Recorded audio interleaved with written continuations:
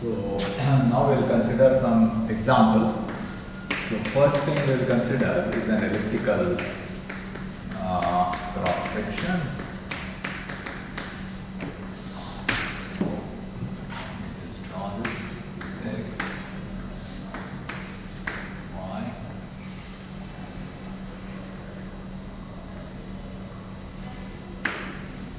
And this is a.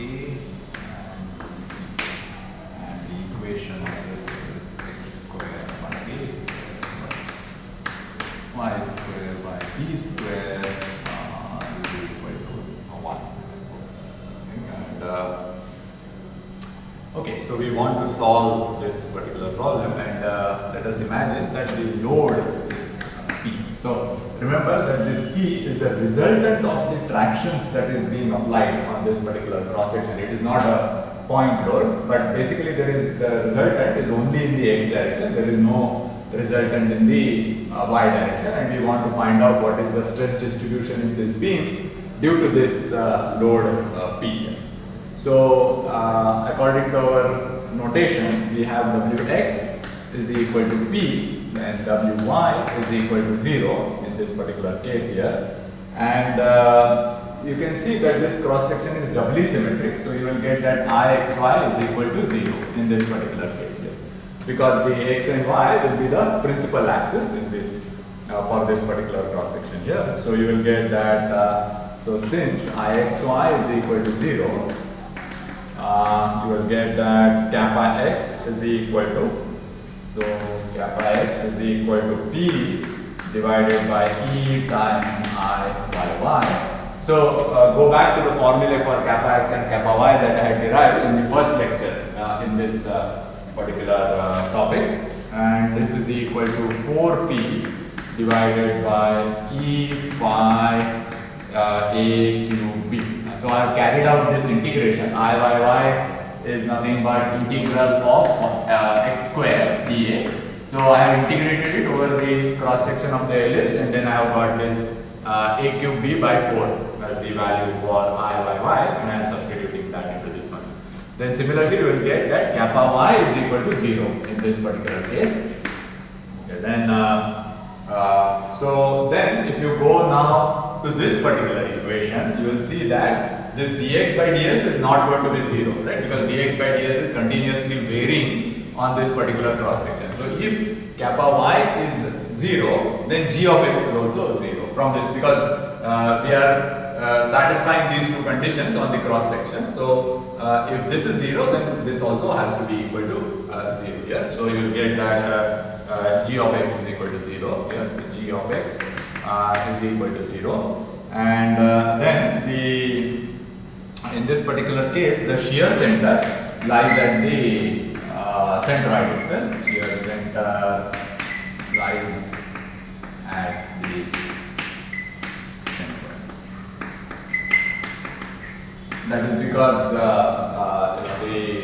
it is doubly symmetric. So we discussed this, that basically it will lie along the shear center always lies along the symmetry axis. So in this case, it will lie at the intersection of the symmetry axis. So here that is just going to be at the centroid itself. And then because the load is passing through the shear center, you will get that the twisting is 0. So in this particular case, since P is along the x-axis, see P acts along the x-axis, okay. Hence the twisting is equal to 0. Twisting is equal to 0, so that means alpha is 0. So that is what we get here. And okay, then we go now to this particular equation here. Then from this equation, you will get that f of y should be equal to, so f of y is equal to p times x square divided by 2Iyy on c. So many students, they will ask this difficulty. So let us just consider this. So here I am writing f of y, but here I am having an x.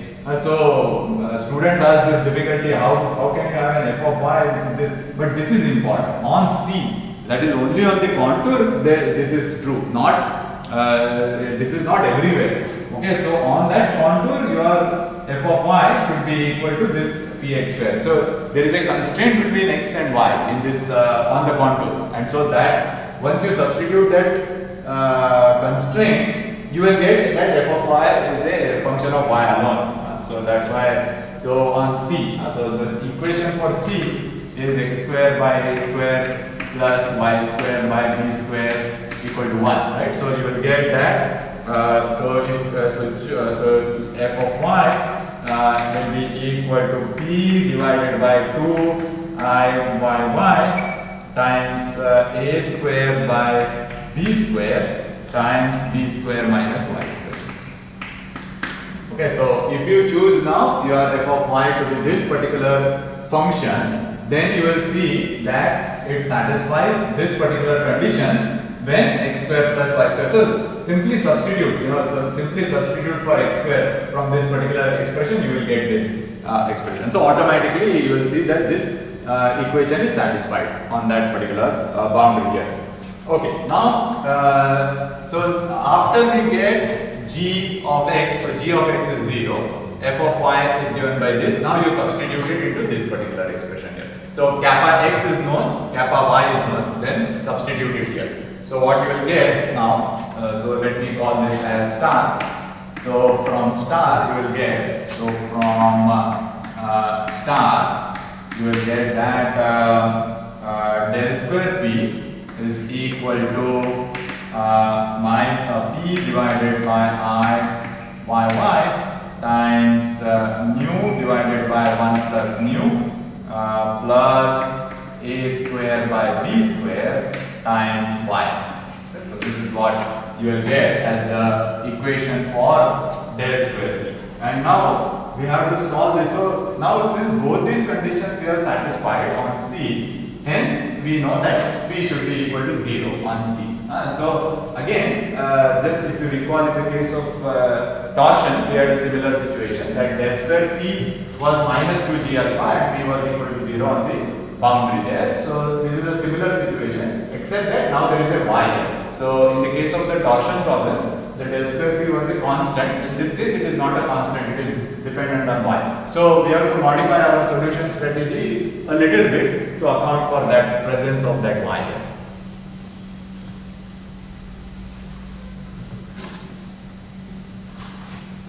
So now let us take what we will do is that let phi be equal to m times x square by a square plus y square by b square minus 1 times y. So then this we keep this y here because, as I said, that it is no longer a constant. So in the torsion problem we did not have this y here, we just guessed it as m times this. So now you can see that because the equation of the boundary is incorporated in this guess for phi, automatically phi equal to 0 is satisfied on the boundary here. And now you can substitute it into this particular governing equation and find out what is this m. Okay, so from that particular equation you will get that let us write that you will get that phi. Substitute into double star now, where this double star is this particular equation. This is now double star. So if you substitute it into double star, then you will get the value of m from that. Then the final solution.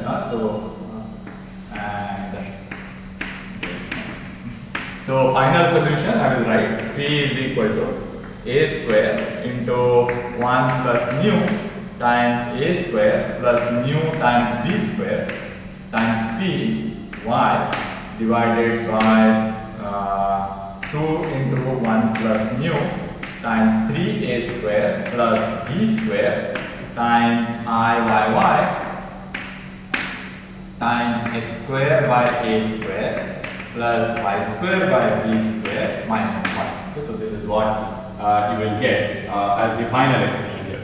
And then from this now you can get the expressions for tau xz and tau yz. Okay, so that is those formulae whatever I have given in the last class. So you use that in terms of the del phi by del x and del phi by del y. So you can find out what is the stress distribution. So you get that tau xz is equal to 2p divided by pi aqb times 2 into 1 plus mu times a square plus b square divided by 1 plus mu times 3a square plus b square times a square minus x square minus 1 minus 2 mu times a square y square divided by 2 into 1 plus mu times a square plus b square. Because this is the expression for tau xz, and then tau yz also you can get. So that is minus 4p divided by pi aqb times 1 plus mu times a square plus mu times b square divided by 1 plus mu times 3a square plus b square times xy, and tau zz will be equal to minus 4p divided by pi aqb times L minus Z times X. So these are the expressions for the stresses. Okay, so that basically solves the problem, and then we can substitute all of this into the strain displacement. So find the strains, and then from the strain displacement you can find out the displacement field as well. So that we can do, but right now let me just note what are the special cases of this particular solution here. So, so basically what we have to remember is that the so the traction distribution on this particular phase should be applied exactly in this particular manner. So you have to apply a tau xz in this particular direction, which is of this particular form, and you have to apply a tau yz, which will be here like this. So this tau yz has to be applied according to this particular equation on this particular cross section. Only then will this be an exact solution. So again, in an actual situation we will not be able to apply the traction according to this distribution. Then we have to use that Savena principle, that basically the we are getting a resultant load P through a different traction distribution, then make use of this Savena principle, that away from the area of loading the solution will be almost the same here. Yes, so let us now look at what is the stress distribution along this particular axis, and so on and so forth. So let us look at some special cases here now. So I will get now that tau xz, so on the line x equal to 0 now. So that is the y-axis. Okay, so here I am trying to find out what is the distribution of stress along this particular line here. So you will get that tau iz is equal to 0 there. So tau iz is equal to 0, and your tau xz, so that is on tau xz at x equal to 0 is equal to 2p divided by pi aqb times 2 into 1 plus mu times a square plus b square divided by 1 plus mu times 3a square plus b square. So this is times a square minus 1 minus 2 mu times a square y square divided by 2 into 1 plus mu times a square plus b square. So this is the this one, and so it has a maximum value at y equal to 0. So basically at the origin here you will get the maximum value here. So this is the tau xz max. So this is at x equal to y equal to 0. That maximum value will be equal to 2p divided by A. This A is the pi, so that A is pi is the area of the ellipse here, and this is times 2 into 1 plus mu times A square plus B square divided by 3 1 plus mu times 3 A square plus B square. So that is the expression for the maximum shear stress along that particular line. Then what about tau yz max? Okay, so let us now find what is tau yz max. This particular portion here. So in order to find tau yz max, we need to find what is xy max. Okay, so to find tau yz max, need to find xy max, right? And so that is not very trivial, but if you put x is equal to, so we will use a trick here. So you write x is equal to a cos theta, and y is equal to b sin theta, and then you get that xy max is equal to half of AB sin 2 theta max. Okay, and maximum of any angle theta can be only sin theta, the maximum sin of any angle will be plus 1. So this is equal to AB by 2. Okay, so we do not know exactly where it is occurring along this particular boundary here, but we know that xy max is AB by 2. So if you substitute that, then what we will get is that, so let me erase this also. Now the tau yz max, you will get tau yz max is equal to 2p divided by a times 1 plus mu times a square b plus mu b cube divided by 3 a cube plus a b square.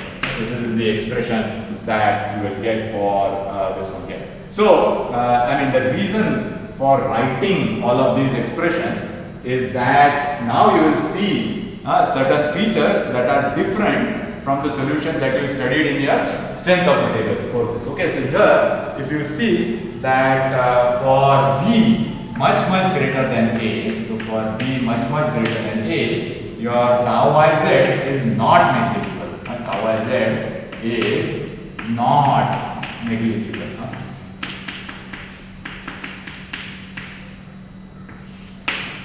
Okay, so that means what is this B much greater than A means your cross section will look something like this. I'm just drawing it here. Okay, so this is the case where B and this is A. So you can see that when B is much greater than A, so their tau yz is in this particular direction. Okay. See, so what we are doing is in your strength of materials courses, we completely ignored tau yz. We said tau yz is 0, correct? And then we just took tau xz as the only stress component. So if you recall, your tau xz we would write as tau xz. So this is according to your strength of material. So SOM is standing for strength of material. So that, if you recall, that is VQ by IB, right? And A is that moment of inertia of a section above the particular axis, right? So that using this VQ by IB, we can cut it here and then we will find out that integral of YdA. So that is this Q. So if you recall from your strength of materials courses. So what we were doing in the strength of materials is that we were taking, so suppose if there is a load P in this particular direction, we were saying only that the tau xz is the only non-zero component and tau yz is 0.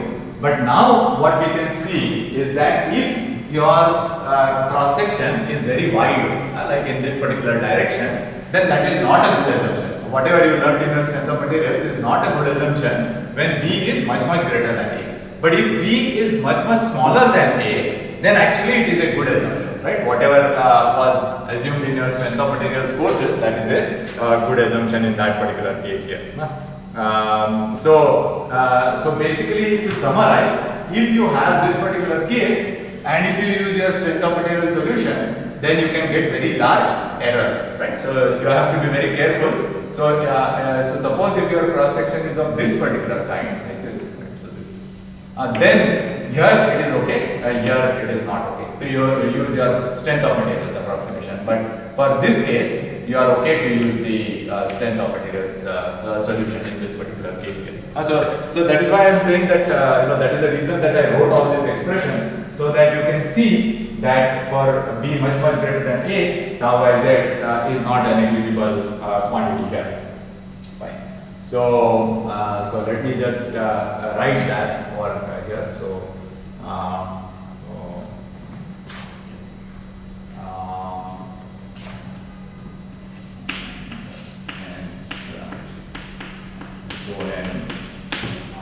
Solution can give large errors, right? Your SOM solution can give large errors in that particular case here. Okay, now let us look at the circular cylinder, right? So circular cylinder is just a special case when A is equal to B, right? So you just set A equal to B, then you will get it. So let us do that now. So circular cross section.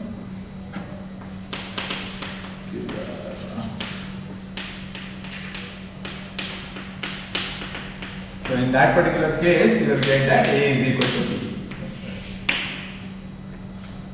And then you will get that tau xz at x equal to 0 is equal to 3 plus 2 nu times p divided by 2 pi a to the 4 times 1 plus nu times a square minus 1 minus 2 nu times y square divided by 3 plus 2 nu. So these are again all exact results. So tau xz max, so that occurs at the center of the circle. So tau xz max is equal to 3 plus 2 nu times p divided by 2 into 1 plus nu times a. And your tau yz max, max is equal to 1 plus 2 nu divided by this particular thing here.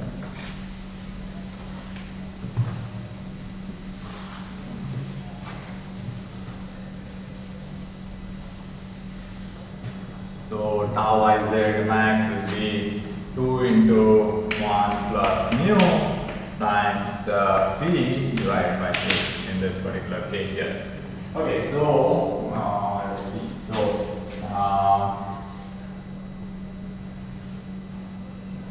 okay, so if you now look at your strength of material solution, so SOM solution, strength of materials solution. So if you recall, then we will get this parabolic type distribution, because that through that formula VQ by IP we will get that parabolic distribution there, and then we will get that the maximum shear stress will occur at the along the center line, correct? So basically if you draw this cross section, then the shear stress distribution is of this kind, and then at the center you will get the maximum shear distribution. So here, according to your SOM solution, strength of material solution, you will get tau xz max. So that is at the center here. That according to that VQ by IV formula, you will get 4p by 3. Okay, so now let us compare what we get from the exact theory and what we get from the strength of material solution here. So you will get that tau xz max.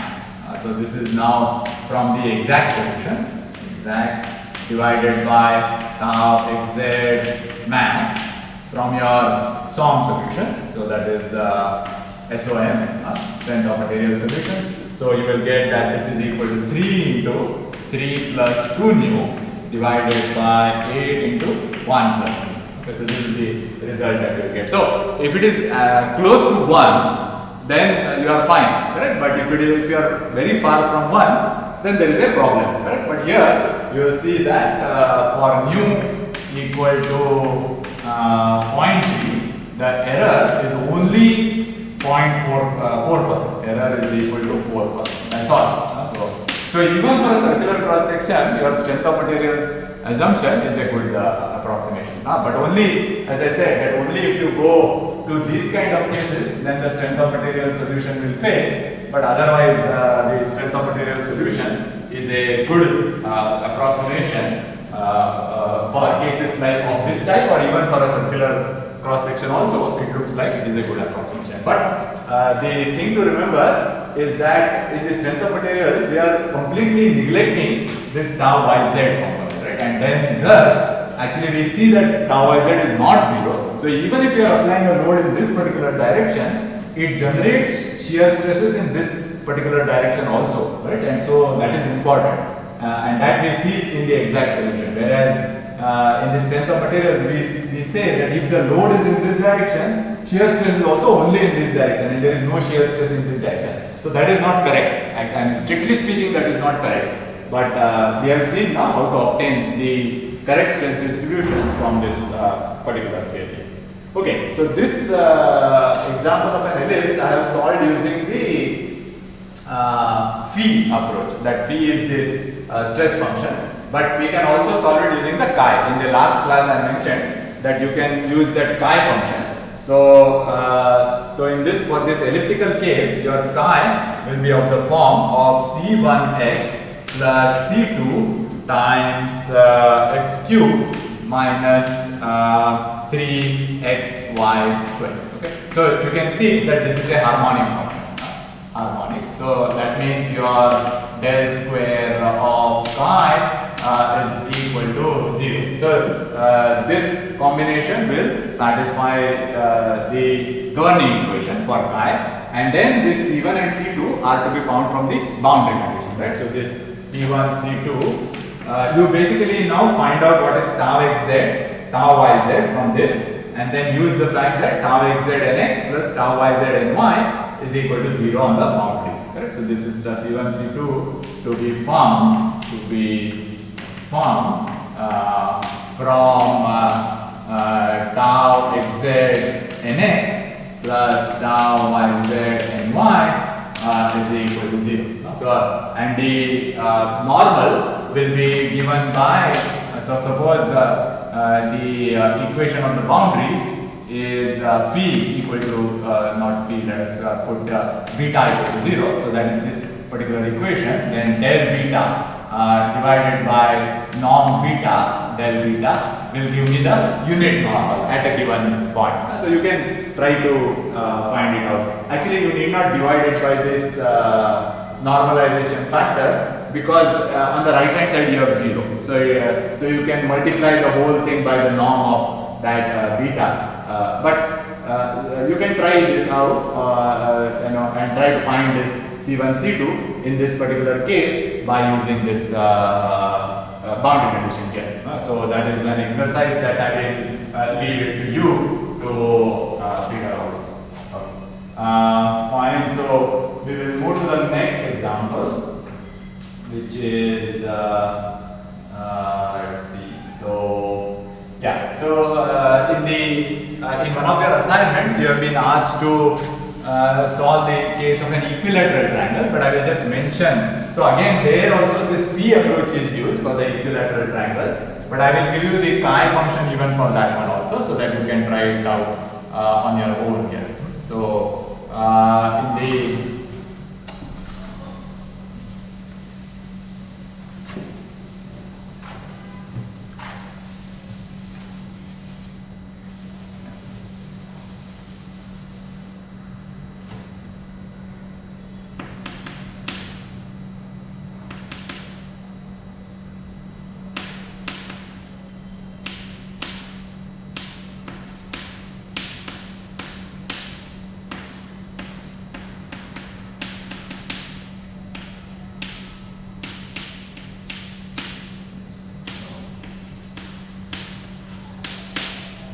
So this was the thing, and now okay, so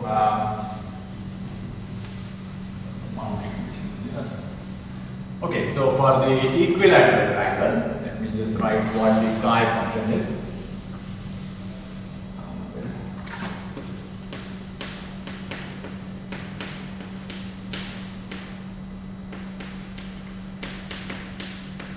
is an equilateral triangle cross section, you will get that chi is equal to A times kappa x by 9 times 2A minus 3y.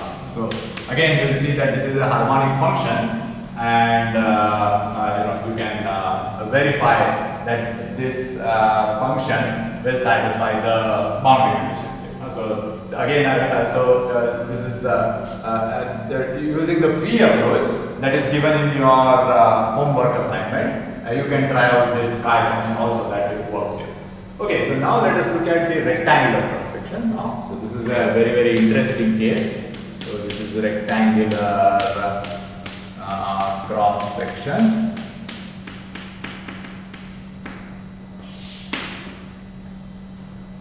So let me draw that here.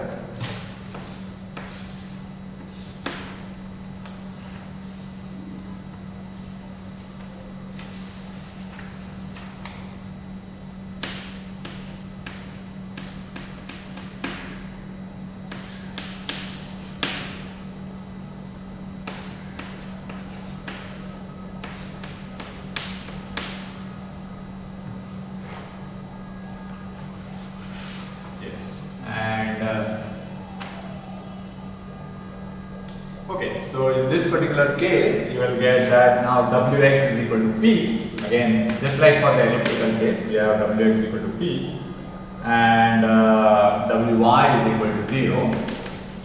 And then from this you will get that kappa y is equal to 0 because Ixy is 0. So since Ixy is equal to 0, again x and y are principal axis in this particular case. So you will get that Ixy is equal to 0. And you will get that because kappa y is 0 and dx by ds is not 0 on the entire contour, so you will get that g of x is equal to 0. So this you will take, so this will imply that g of x is equal to 0 because on C you want to satisfy this particular condition here. And then now actually the f of y is quite an interesting case here. So this f of y, now you can take it as e times kappa x times a square divided by a. So that is equal because you can see that on this particular edge here, right, your dx by ds is not a constant, correct? On this particular edge, we are saying that dx by ds is not a constant. Hey, sorry, I'm talking about this particular case. So on that particular edge, your dy by ds is equal to 0. So on this edge, I don't need to enforce this particular condition that f of y should be equal to this one here. But if you take the other edge, right, then the dy by ds is varying, and then you need that this f of y should be equal to this one. So if you see this particular choice that I have made, then you will see that along x equal to plus minus a by 2, this is automatically satisfied. So you will see that so let me just so if you see this, then you will see that since now x square minus a square by 4 is equal to 0, so hence this equation will be satisfied. So let us call this as A, and this equation let us call it as B. So since x square minus a square by 4 is equal to 0, so A is automatically satisfied. It's automatically satisfied by this particular choice, right? So you can see that f of y is equal to this is satisfied on this particular edge, and on the other edge you have that dy by ds is equal to 0.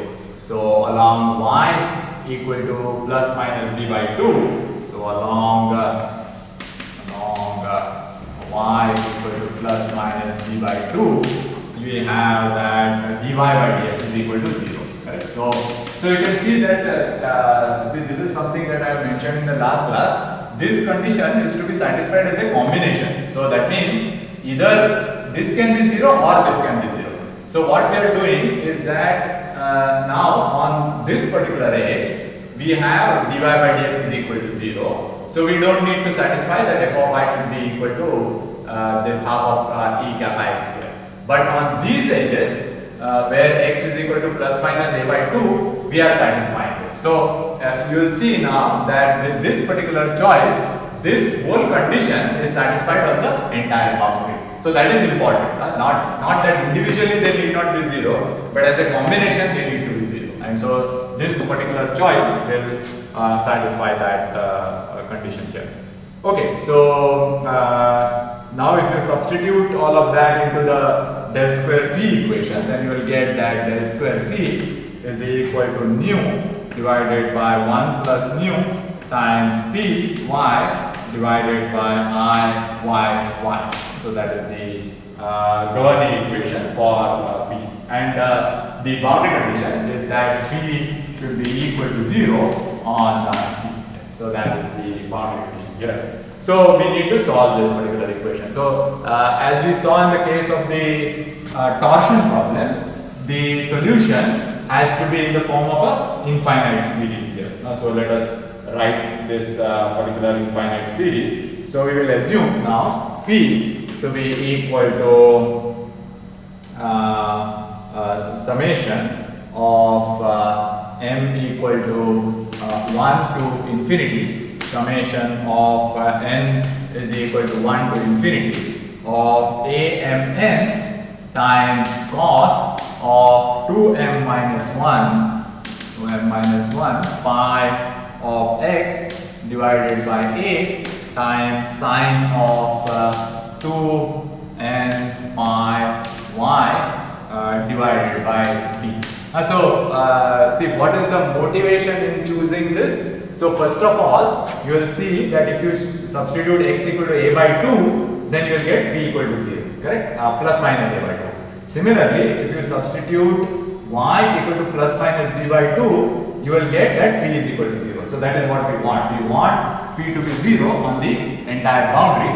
Not only that, it also satisfies the correct symmetry conditions, right? So now in this particular case, you want your tau yz to be 0 along this particular axis, right? So that is one of the symmetry conditions. So only when you take this particular form, so perhaps there are other combinations that are possible which will give phi equal to 0, but this is the only combination that will give you the tau yz should also be 0 on the symmetry axis here, this particular axis here. So so that is the way we choose this particular value of phi. So now if you substitute this into the governing equation for phi, then what you will get is that substituting it into this particular equation here. So again, let us call it as 1. So substituting into 1, so you substitute this form into 1 now. So what you will get,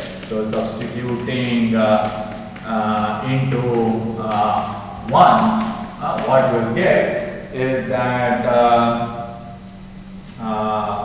and then after that basically you will have to use the orthogonality of the sine and the cosine functions. So substituting into 1 and using the orthogonality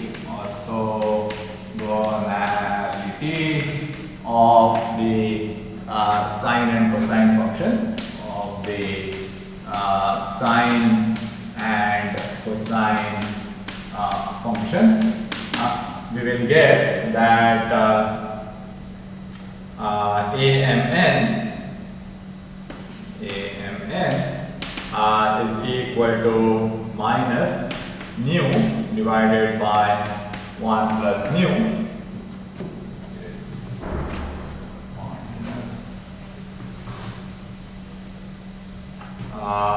times p divided by pi raised to 4 times I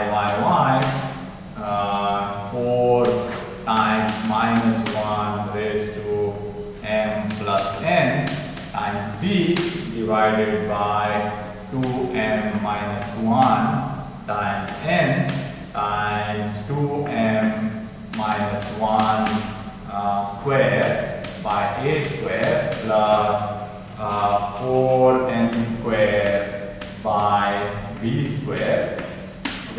the expression that you will get. And if you now substitute this, so basically this AMN now can be substituted into this particular expression, and now you have the complete expression for phi.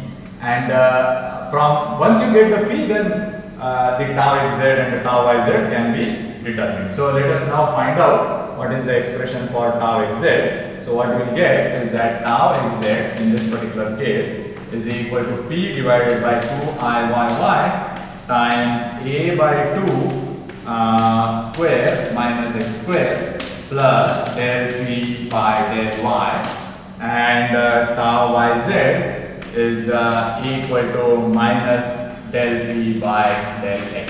Okay, so now you can see that this particular term here, okay, so this is really quite amazing that this particular term is exactly your strength of material solution. So that means this whatever I have written here is what you would get from your VQ by IB formula is exactly this. So if you recall again that if I draw this cross section in this particular way, you get this paraboidal distribution of the shear stress, and it is a maximum at x equal to 0. So that means along this particular line it is a maximum, and then it goes to 0 at the edges. So that is this, again you can see that when x equal to plus minus a by 2, this part goes to 0. So this is exactly your strength of material solution. So basically now what has come out of this whole analysis is that this is like a correction to your strength of material solution. So that is a very nice thing that comes out of this whole analysis here. So let me just write this here. So this del phi by del y and minus del phi by del x is a correction to your strength of material solution. So let me just write that here. So tau xz tilde is equal to del phi by del y, and tau yz tilde is equal to minus del phi by del x is the correction to the strength of material solution, right? So that's and again we will see that actually these terms can be very large when B is large compared to A. Okay, so that same thing whatever we had earlier also. So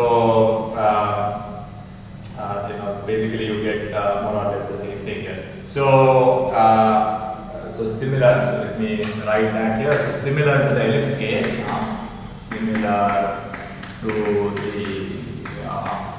ellipse case, you will see that these corrections are very large.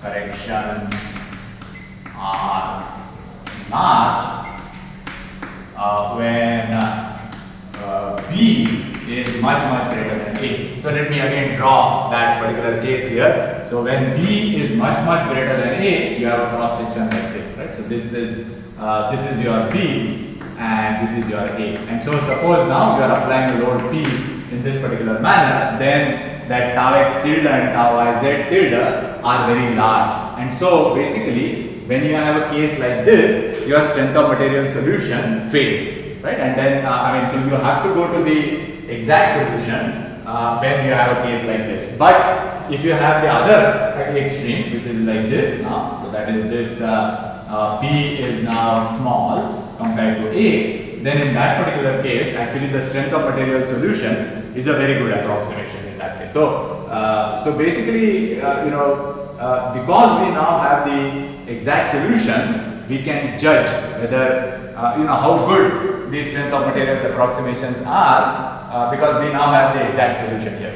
And so from this we see that actually the strength of material solution is a very good approximation in some special cases. So that is the result that has come out of this whole analysis here. But on the other hand, we have to be careful that the strength of material solution can also fail. Like in this case or in the case of the ellipse where the major axis is very large compared to the minor axis. So in those cases the strength of material solution can also fail.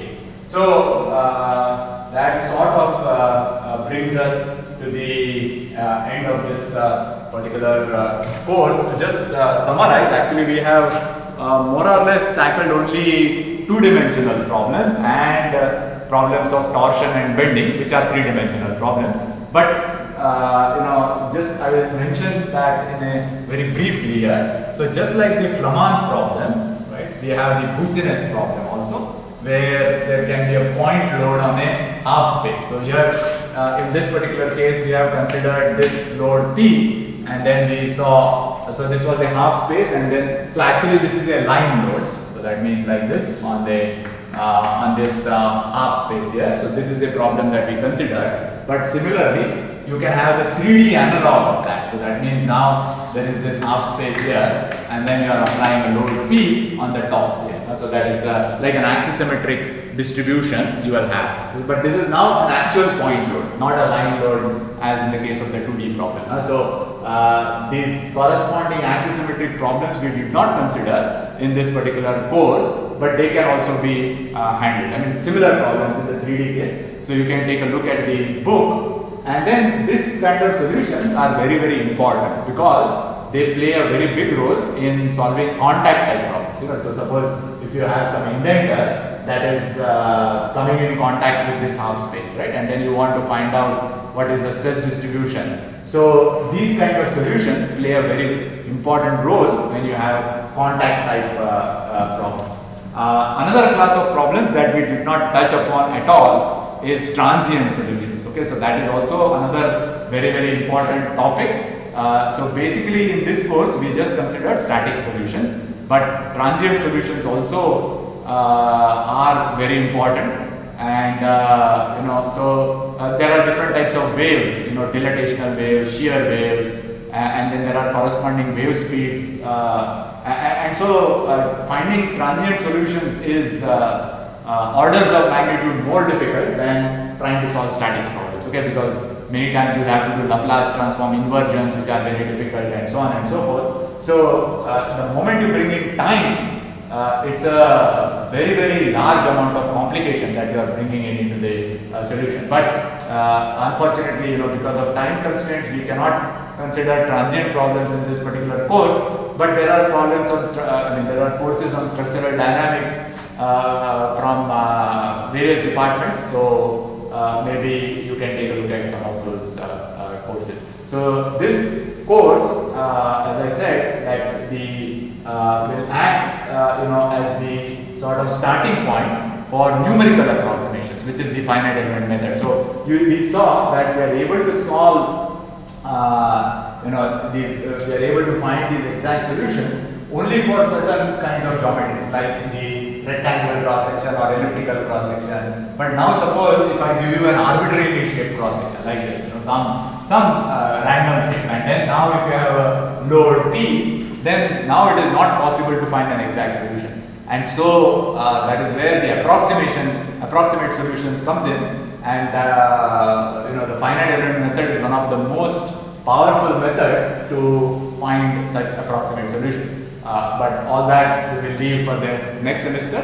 So thanks for attending this particular course.